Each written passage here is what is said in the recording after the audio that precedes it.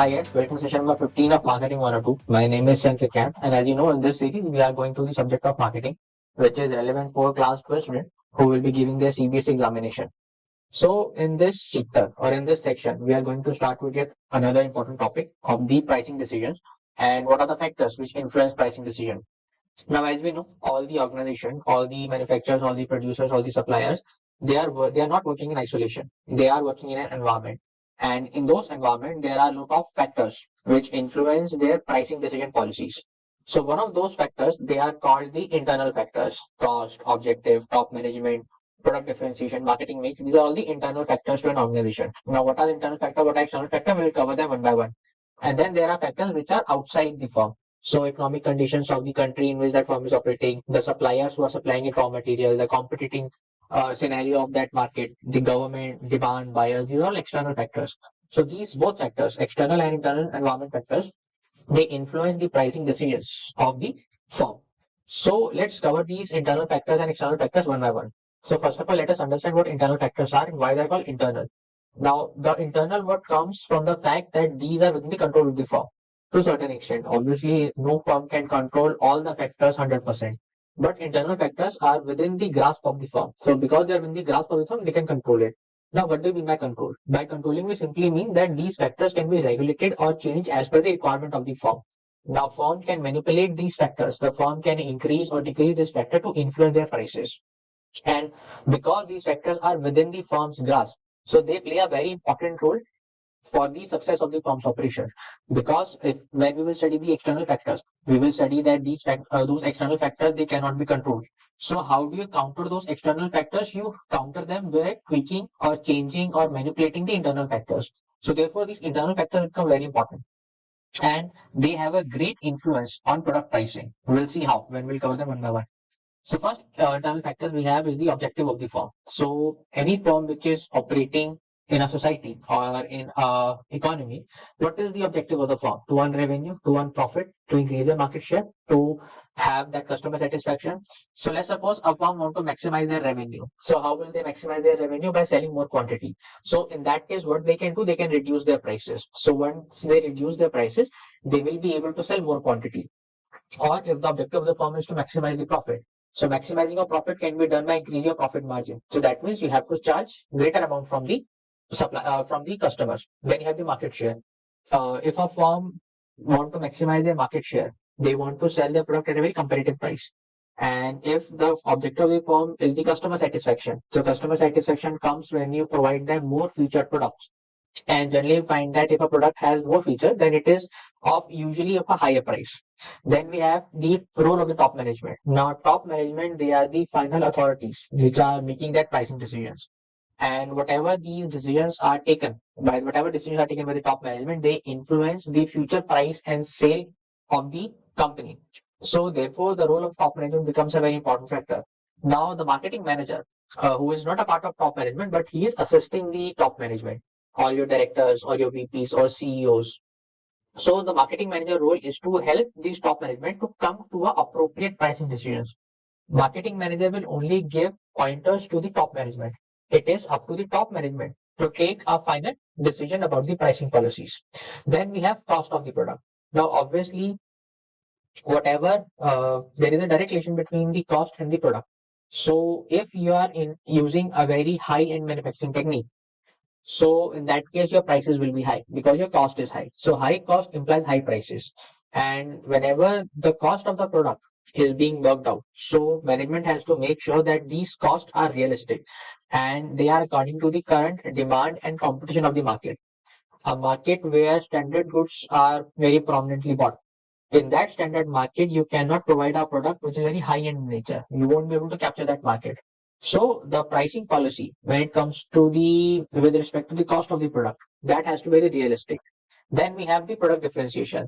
Now, more differentiation you want to put in your product, more features you have to add on to that product to make that product more attractive, because more features mean the product is more attractive, the more is more distinguished from the product of the competitors.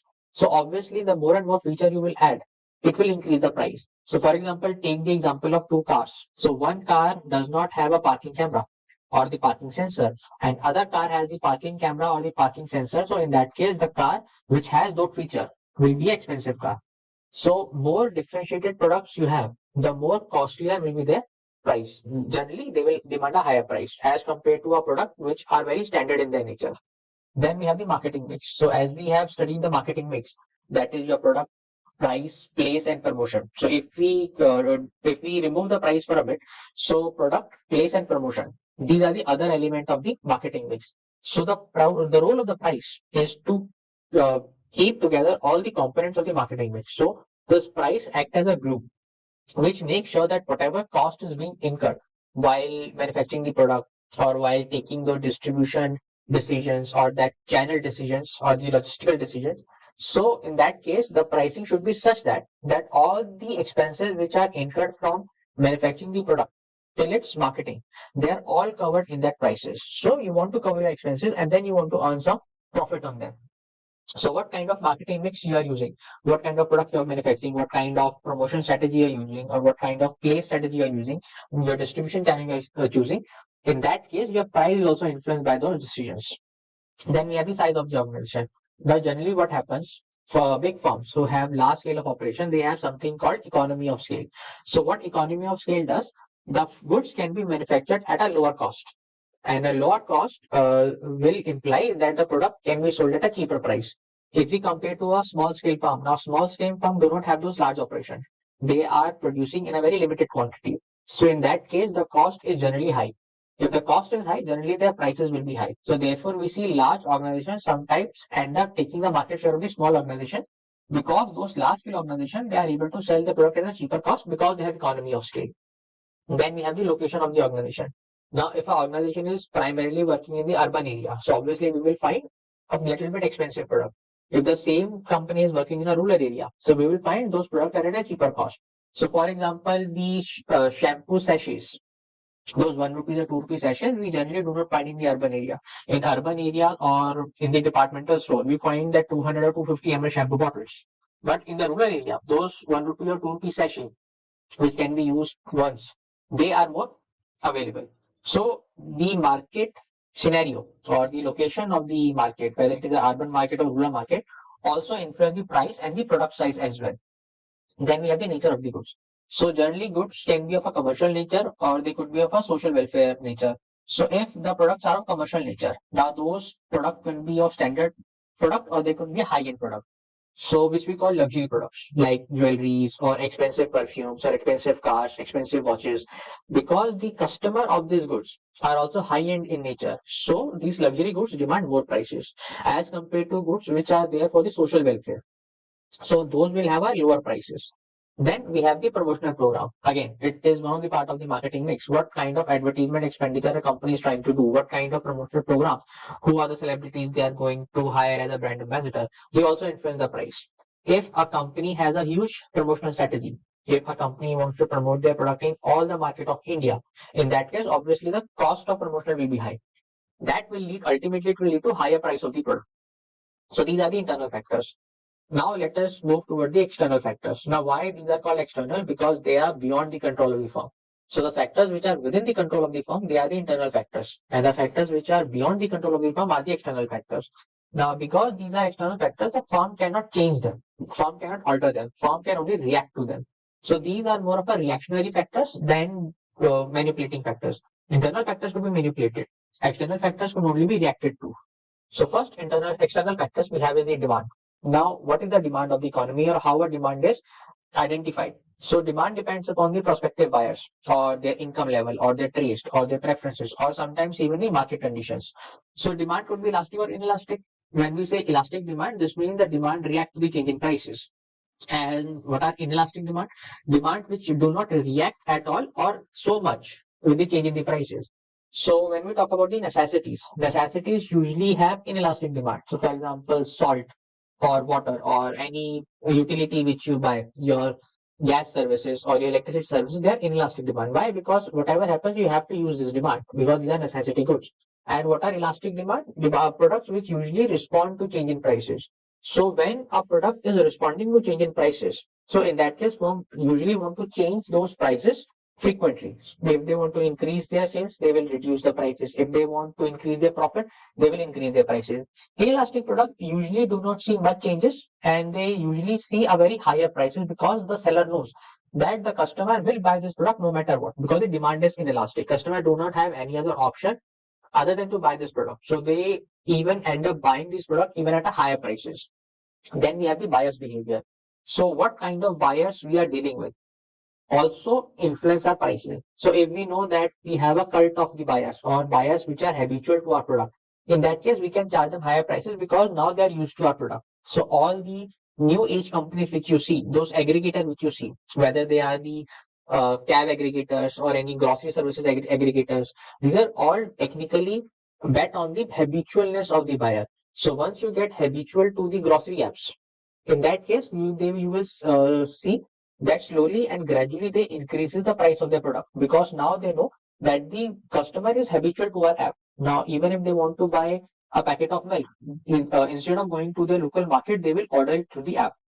Sometimes the product perception is that in the minds of the consumer is that the product belongs to a prestigious brand, or it showcases the status of the customer, or it has more utility to the customer. So in that case also you see we have higher prices. So luxury cars, now luxury cars and a normal car, they both are cars, they both are used to travel from one location to another location. But because these cars are a symbol of prestige, the luxury cars are a symbol of prestige, or they are a symbol of status. So customers are willing to pay more prices for this luxurious product.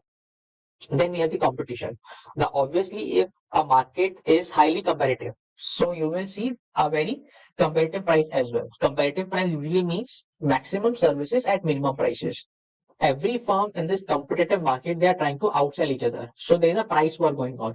I reduce my prices, so my competitor also reduce my prices. My competitor increase their prices, I also increase my prices. So firms are trying to outsell each other.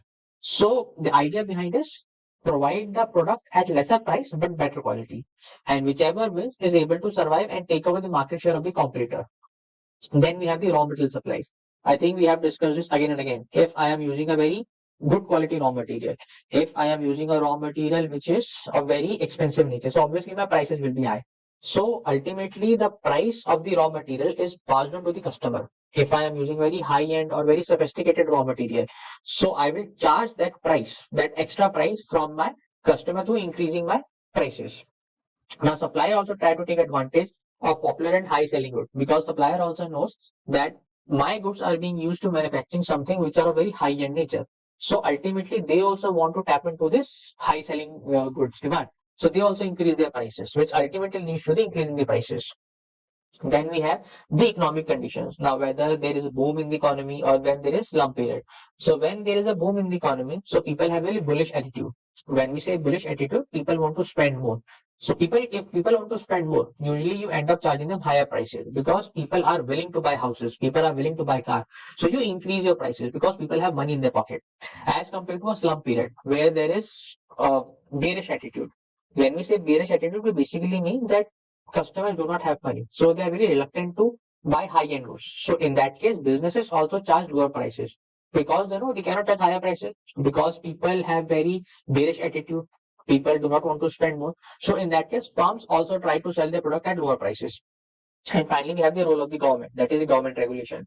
Now, obviously, if a product is highly regulated by the government, so in that case, you will generally find that people or the sellers, they usually do not charge high prices, because government is very keeping a pressure on them. Government has very anti-price sentiment. So in that case, you don't see any increase in the prices. So prices are relatively stable. But in case of a government which is supportive of the corporation, so in that case, you will see that corporation get a free hand to charge the prices they want from the customers. So what kind of government regulation there are, whether there are regulatory pressures or whether they are supportive pressures. So depending upon the type of pressure a government is putting, the pricing decisions are also taken. With this, we have completed the factors which affecting the pricing decision, the internal factors and the external factors.